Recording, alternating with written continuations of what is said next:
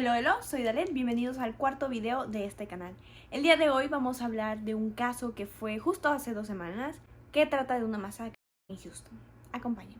Francisco Oropeza se cree que nació en 1985 porque para el día de los hechos, que fue hace 2 semanas, tenía 38 años. En la última semana de abril entró ilegalmente a Estados Unidos y funcionarios de inmigración lo habían deportado al menos 4 veces. Francisco, a quien el Servicio de Inmigración y Control de Aduanas de Estados Unidos identificó como Francisco Oropeza Pérez Torres. La primera vez que lo expulsó un juez de inmigración fue en marzo del 2009. En un momento y lugar desconocido, Francisco volvió a entrar ilegalmente a Estados Unidos y fue detenido y expulsado varias veces por ICE en septiembre del 2009, enero del 2012 y julio del 2016. Ok, como no hay mucha información de esta persona, vamos a pasar directo al día de los hechos y bueno, un poco sobre sus antecedentes del pasado, que cabe resaltar que la masacre de Cleveland, Texas está entre los más de 180 tiroteos masivos que ha vivido Estados Unidos en los primeros 4 meses del 2023 y como otros aparentemente surgió de un encuentro ordinario.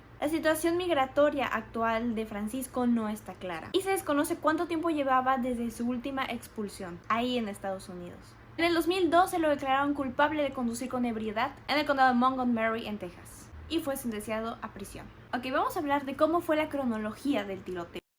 Bueno, para el 28 de abril de este año por la noche en la ciudad de Cleveland, en el condado de San Jacinto, Francisco disparó contra 5 miembros de una familia vecina. Entre ellos un niño de 9 años que le reclamaron porque estaba haciendo mucho ruido y su bebé estaba durmiendo, dijo uno de los vecinos. El ruido que hacía era que estaba practicando un fusil semiautomático en su jardín. Ok, entre 10 y 20 minutos antes de la masacre, Wilson García y otros 2 hombres se habían acercado al patio de Francisco para pedirle que dejara de disparar su rifle AR-15 tan cerca de su casa porque su bebé estaba durmiendo, declaró García. Le habían pedido a Francisco que disparara del otro lado de su propiedad. Francisco se negó y García dijo que iba a llamar a la policía. Él dijo: entramos y mi mujer estaba hablando con la policía y llamamos 5 veces porque cada vez era más amenazador.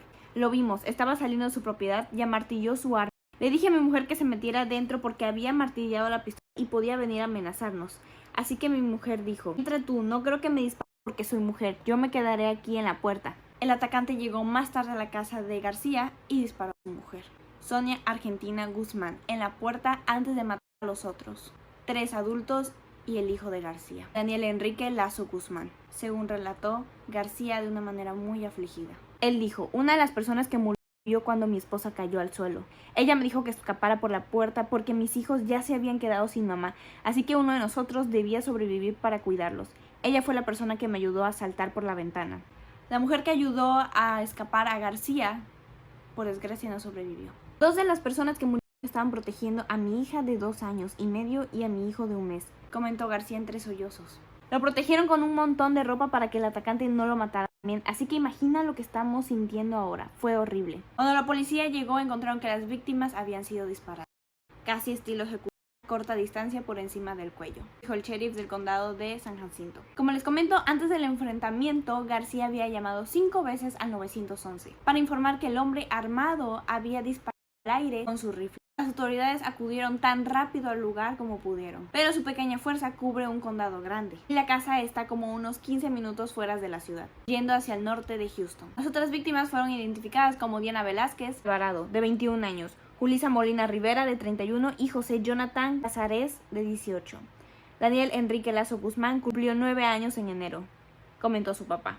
Se creó una cuenta de GoFundMe para ayudar a las familias que fallecieron. Entre los sobrevivientes se hallaron 3 niños cubiertos con la sangre de las mujeres que se habían acostado sobre ellos para protegerlos. Tras los hechos, el hombre huyó y la policía fue a su cacería. Las autoridades buscaron inicialmente a Francisco en una zona boscosa, cercana al barrio a primera hora de la tarde del sábado 29 de abril. Los investigadores encontraron ropa y un teléfono, pero los perros rastreadores perdieron el rastro. El domingo 30 de abril se informó que más de 200 agentes fueron de puerta en puerta en busca de Francisco. Las autoridades federales, estatales y locales dedicaron considerables recursos a la captura del fugitivo, incluida una recompensa colectiva de $80,000 por información que condujera a su detención, y más de 200 agentes de las fuerzas del orden trabajando en el caso. Entre el domingo y el lunes, las autoridades subieron el precio de la recompensa quien encontrara o diera pistas del paradero de Francisco. Y para el martes 2 de mayo, en la tarde, se subió la recompensa hasta $100,000. De hecho, la policía lo había visto previamente el lunes por la tarde, en el condado de Montgomery, y lo que provocó el cierre de varias escuelas.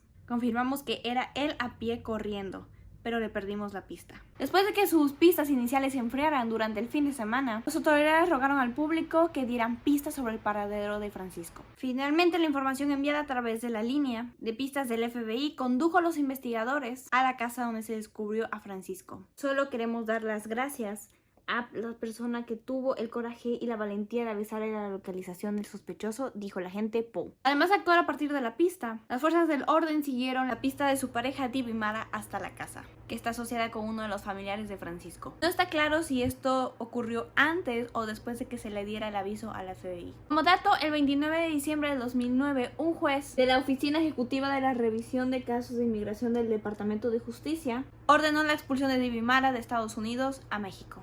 Dibimara volvió a entrar ilegalmente a Estados Unidos en un lugar y fecha desconocido. El 25 de septiembre del 2012, los oficiales de operaciones fugitivos de ICE de Houston encontraron a Nava en una residencia en Conroe, Texas, y se restableció su orden de expulsión anterior. Dibimara Nava se fugó de las autoridades de inmigración antes de que pudiera ser expulsada y se ha mantenido como fugitiva de inmigración hasta que fue encontrada en la cárcel del condado de Montgomery el 3 de mayo de este año 2023, que apenas vamos a comentar sobre eso. Pero bueno, seguimos con el caso. Una vez localizada la casa, miembros del Departamento de Seguridad Pública de Texas, del Servicio de Alguaciles de Estados Unidos y de la Unidad Táctica de Aduanas y Patrullas de Frontera de Estados Unidos, conocido como BORTAC, entraron en la vivienda y detuvieron al sospechoso, o sea, Francisco. La unidad BORTAC ha intervenido en varias operaciones de gran repercusión en Estados Unidos, como el tiroteo masivo en una escuela primaria de Yulee, Texas, el año pasado, o sea, 2022. Según las autoridades, fueron miembros de la unidad BORTAC quienes abatieron mortalmente al autor del tiroteo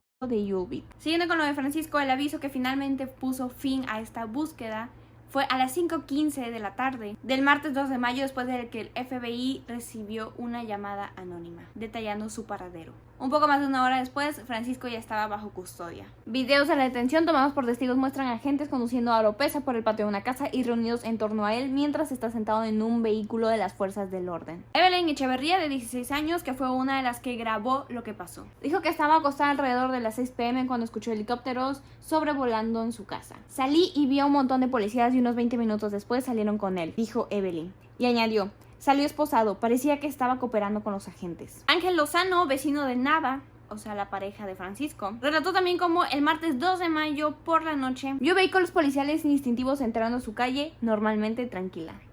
Él dijo: un grupo de personas salió con armas y fueron directamente a la casa y rodearon el área, dijo su vecino Ángel, de 39 años. Según su estimulación, fueron alrededor de 50 oficiales que estaban rodeando la casa.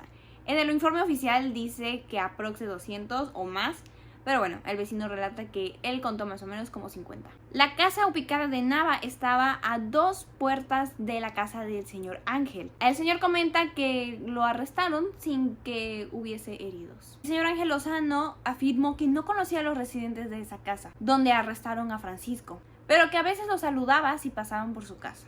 Nunca pensamos que iban a estar justo al lado, comentó el señor Ángel. El número 2 de la oficina del sheriff de San Jacinto se negó a comentar sobre la pista que llevó a las autoridades a la casa de Conroe, que dijo que no había sido revisada previamente por las autoridades. Tiene que pagar, comentaron las familiares de las víctimas de la masacre. Aunque se instó a la población a revelar información sobre el paradero de Francisco, algunos defensores de los derechos humanos dijeron que los esfuerzos de las autoridades pudieron haberse visto frenados por la falta de confianza de algunos latinos en las fuerzas del orden. Para algunos, en especial a los inmigrantes, existe el temor de que el contacto con las fuerzas del orden podría dar preguntas acerca de su estatus migratorio y potencialmente conducir a la deportación. Finalmente, según el sheriff, recibieron pistas desde Texas, Wyoming, Florida, Maryland y Oklahoma. Durante los 4 días que duró el intento de fuga de Francisco Oropesa, después de que le pidieran que dejara disparar su arma cerca de su casa, Francisco se había escondido a pocas millas del lugar de lo ocurrido, mientras planeaba con su pareja la huida a México. Francisco se duchó y durmió en la casa de las afueras de la ciudad de Conroe el martes 2 de mayo, mientras Dibimara, su pareja, le compraba donas en alguna tienda cercana. Dibimara fue detenida por obstruir la captura de Francisco. Reconoció haber entregado un mensaje del sospechoso a sus primos de la zona pidiéndole que le ayudaran a salir del país. Sus primos se negaron. Ella se enfrenta a un cargo de obstaculizar la aprehensión o el enjuiciamiento de un delincuente conocido, un delito grave de tercer grado. Fue detenida en el mismo lugar del condado de Montgomery, como les había comentado, donde se encontró al mismo Francisco. Las fuerzas del orden habían seguido la pista de la pareja, Dibimara, hasta la casa asociada a un pariente de Francisco. A unos 20 minutos en el auto al oeste donde se produjo el tiroteo en Cleveland, al noreste de Houston. El sheriff del condado, San Jacinto, Brett Capers, informó que el 2 de mayo finalmente las fuerzas del orden lo encontraron escondido bajo una pila de ropa sucia en el armario de una casa situada a pocos kilómetros de la residencia de Cleveland, Texas, donde se produjo el ataque. Además detallaron que el sospechoso fue descubierto en la localidad de Cut and Shoot, pero la oficina del FBI en Houston tuiteó que fue hallado en la vecina ciudad de Conroe. Estamos muy contentos, dijo Jefferson Rivera, la pareja de Diana, de 21 años, una de las víctimas, tras conocer la noticia de la detención de Francisco. Francisco será detenido por 5 cargos de asesinato y su fianza se fijó en $5 millones, dijo la oficina del sheriff. Se espera que comparezca ante el tribunal donde se leerán los cargos, dijo una fuente oficial. El miércoles 3 de mayo, el ayudante del sheriff del condado de San Jacinto, Tim Kim, dijo que además del sospechoso, Francisco, se realizaron varias detenciones que se relacionaban con la masacre. El sheriff del condado King no quiso dar detalles sobre quiénes, aparte de Francisco, eran los sospechosos. Pero se confirmó que al menos fueron 5 personas detenidas relacionadas con el incidente. Pero bueno, a estas alturas todos sabemos que fue Francisco Oropesa. El ayudante del sheriff dijo que los investigadores creen que ya tienen la identidad del suceso. Es posible que tengamos el arma, pero tenemos que esperar a la balística, dijo King. Bueno, volvamos un poco a la pareja de Francisco. Un fiscal del condado dijo en una conferencia de prensa que creían que Dibimara estaba tratando de ayudar a Francisco al tiempo que se puso en contacto también con la policía. Y es que inicialmente la mujer aseguró que no sabía dónde estaba Francisco, para luego decirle a un agente federal que Francisco se había presentado en la casa alrededor de la 1:30 de la mañana del martes 2 de mayo, según contó el fiscal en la audiencia de causa probable. Quiero aclarar que el arresto de Francisco, de 38 años, fue por la noche a solo 20 millas de Cleveland. Y la Mar Navan, de 53 años, así es, 15 años mayor que Francisco, fue arrestada el miércoles en su casa. Las autoridades la identificaron como la esposa de Francisco, sin embargo, en los registros de la cárcel aparece como soltera. Eso sí, ambos están registrados como residentes de la dirección. Nava está detenida en la cárcel del condado de Montgomery y el juez a cargo dijo que encontraba causa probable para los cargos que le imputaron a Nava de obstaculizar el arresto de un fugitivo y le impuso una fianza de $250,000. De quienes lo ayudaron a Francisco en esos 4 días de fuga, poco se sabe, aunque ha habido arrestos confirmados por las autoridades. Solo compartieron detalles sobre uno de ellos, Domingo Castillas, un amigo de Francisco detenido el martes 2 de mayo de este mismo año, cerca del lugar del crimen. Castilla fue acusado de posesión de marihuana, por lo cual sí fue ingresado en la cárcel de San Jacinto por este cargo de droga. Más tarde fue acusado de ser un extranjero en posesión de un arma, un cargo federal. Pero las autoridades también esperan acusarlo de obstruir la detención de Francisco. Finalmente, Francisco fue acusado el miércoles 3 de mayo de este año, de 2023, o sea, 9 días antes de grabar este video, de 5 cargos de asesinato en primer grado durante una audiencia en la cárcel. La fianza se fijó en $1.5 millones por cargo, para un total de $7.5 millones. Como ya comentamos, Nava fue recluida en la cárcel del condado de Montgomery por el delito grave de obstaculizar la detención o enjuiciamiento de un delincuente conocido. Su fianza se fijó en $250,000, mientras la impuesta a Castilla fue de $5,000. Ahora, hace poco, de hecho, hace como 3 días apenas, la Fiscalía del Condado de San Jacinto comunicó que Francisco ya tenía un súper abogado, que es muy reconocido por representar a personas que enfrentan cargos muy graves. Su nombre es Anthony Osso. Para poner en contexto, Osso logró que se desestimara la pena de muerte en el caso del asesinato del agente de la oficina del sheriff del condado de Harris, Darren Gofford. Shannon Miles era el defendido por Osso y la sentencia terminó siendo de vida en prisión. Ok, acaba de salir una nueva actualización. Hoy es el día que voy a subir el video, 20 de mayo, y hace 2 días, el 18 de mayo, salió esto.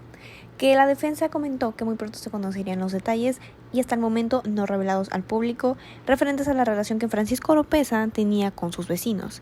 Pues si bien no era muy cercana, la relación se deterioró por conflictos entre Francisco y vecinos por ataques de las mascotas de sus víctimas hacia los animales del acusado.